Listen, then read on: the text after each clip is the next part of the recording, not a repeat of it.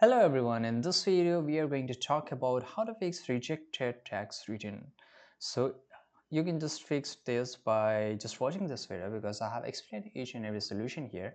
But first of all, you need to understand the rejection. This could be by your wrong SSN number or some type of mistake, or by just by if you have gave any wrong invalid information in the form, right, by filling message from the IRS on your e-filing service.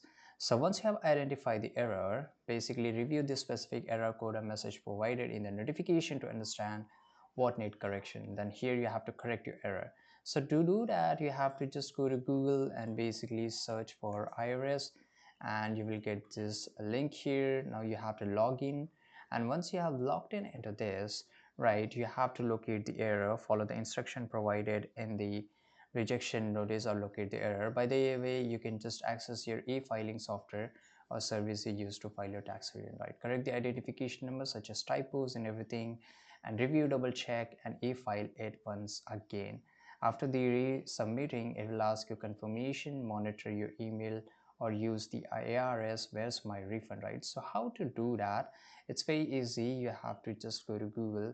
Let me show you. First of all, let's go to Google, and here you have to type where's my refund IRS, right, and just hit the enter.